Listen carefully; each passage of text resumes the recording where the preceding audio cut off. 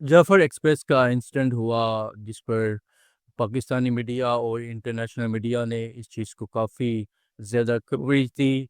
और specially Pakistani media outlets ने तो इसको 24 घंटे दिखाया।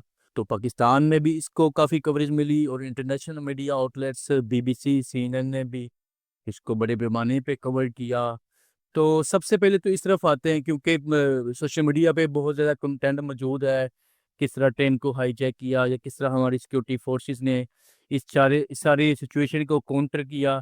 मैं सिर्फ इस तरफ आना चाहूँगा कि ये जो बॉलीवुड की पिक्चर BLA ने, बलूचिस्तान लिबरेशन आर्मी ने हमें 2 दिन दिखाई थी, इसके पीछे उसके क्या मोटिव्स थे, क्या वो उन मोटिव्स को हासिल कर पाई है कि नहीं, इन बहुत से सवालों का जवाब हमें युवल नोहरारी जो फेमस सोशल साइंटिस्ट हैं उनकी किताब दी 21 लेसन फॉर 21st सेंचुरी में ब्रीफली बल्कि बड़ी एक्सप्लेनेटरी व्यू में मिलता है हमें। हरारे का कहना है, जो हरारे का थीसिस है कि जो टेररिस्ट ऑर्गेनाइजेशन है वो स्टेट के मुकाबले में काफ़ी वीक एक्टर होते हैं। क्योंकि स्टेट्स के पास रिसोर्सेज भी टेररिस्ट ऑर्गेनाइजेशन और टेररिस्ट से ज़्यादा होते हैं और स्टेट के पास well trained army, well organised, well disciplined army होती है। तो टेररिस्ट ऑर्गेनाइजेशन डायरेक्ट कम्बैक्ट में या डायरेक्ट कन्फ्लिक्ट में जो स्टेट्स का मुकाबला नहीं कर सकती, सो टेररिस्ट ऑर्गेनाइजेशन ऐसा थिएटर या ऐसा शो लगाने को प्रेफर करती है जिसमें वो मास लेवल पर वॉयलेंस दिखा सके, मास लेवल पर हॉरर प्रोड्यूस कर सकें, स्मोक और फायर को प्रोड्यूस कर सकें, ताकि लोगों की इमेजिनेशन को कैप्चर करके उनको डराया जा सके कि they will feel insecure in their country, in their territory. कि जो पब्लिक है वो खौफ फील करे अपने ही मुल्क में कि हमारी स्टेट नाकाम हो चुकी है हमें प्रोटेक्ट करने में। क्योंकि मॉडर्न स्टेट की लेजिटिमेसी ही इस चीज़ पर डिपेंड करती है कि it will protect its citizen at anywhere, at any time, at any point.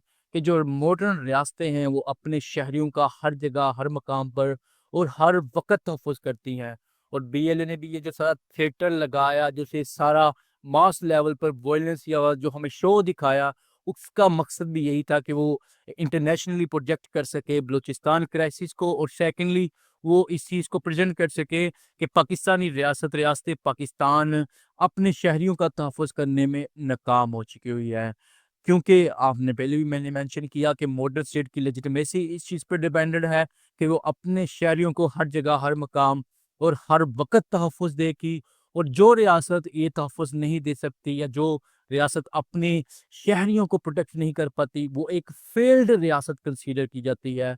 उसको एक फेल्ड रियासत के तौर पर देखा जाता है। तो एक तरफ तो बलूचिस्तान लिबरेशन आर्मी ने जो किया, बल्कि TTP की जो कार्रवाई देखी जाए तो वो भी पाकिस्तान में दिन ब दिन बढ़ती जा रही हैं। हमें आज कराची से लेके खैबर तक दहशतगर्दी की एक लहर नज़र आ रही है। रिसेंटली आप देखिए अकोला खटक का वाक़या, वो भी हमारे सामने है, जो मस्जिद में एक वेल नोन पर्सनैलिटी को असैसिनेट किया गया। और बल्कि यही नहीं, हाँ, आज हम देखें तो कराची से खैबर तक कोई मंदिर, कोई मस्जिद या कोई चर्च हमें दहशतगर्दों से महफूज नज़र नहीं आ रहा। जो रिलीजियस फिगर्स हैं उनको टारगेट किया जा रहा है, उनको असैसिनेट किया जा रहा है। और एक तरफ तो हमें ये दहशतगर्दी की लहर अपना सर उठाती नज़र आ रही है, बल्कि डिफरेंट थिंक टैंक्स की रिपोर्ट्स भी हैं, जिसमें एक well known think tank centre for research and security study की रिपोर्ट के मुताबिक 2024 दहशतगर्दी के हिसाब से पाकिस्तान का डेडलीस्ट ईयर रहा है। More than 1600 Pakistani lost their life because of terrorism in alone in 2024।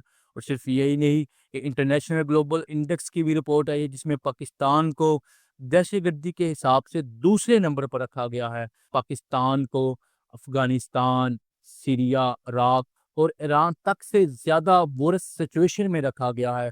Pakistan second number पे आया है क्योंकि पाकिस्तान में जो जब से तालिबान आए हैं, जो टेररिस्ट की एक्टिविटीज़ है वो 100% से बढ़ चुकी हैं।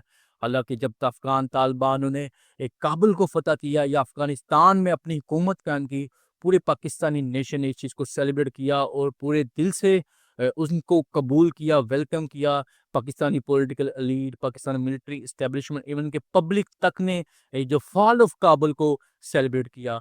मगर आज अफगान तालिबान जिस तरह पाकिस्तान को पे बैक कर रहे हैं یہ ہمارے لیے ایک سبق بھی ہے. ایک طرف تو ہماری یہ ٹیررزم کی جو حالات ہیں وہ ہمارے سامنے ہیں جو دن بدن بڑھتے جا رہے ہیں, اور دوسری طرف ہم نے یہ بھی دیکھا کہ پاکستان کا جو انٹرنل آرڈر ہے, جو انٹرنل سچویشن ہے, بلکہ پولیٹیکل انسٹیبلٹی پاکستان میں ایک میجر کاز ہے اس جو ٹیررزم کے بڑھنے میں, جہاں پر ہماری گورنمنٹ یا ہماری جو ملٹری اسٹیبلشمنٹ ہے یا انٹیلیجنس ایجنسیاں ہیں ان کی جو کمپلیٹ فوکس یا کمپلیٹ فورس اپوزیشن کو کرش کرنے میں لگی ہوئی ہے, یا میڈیا کو زبان بندی کرنے میں یا کوڈ پیکنگ میں لگ رہی ہیں.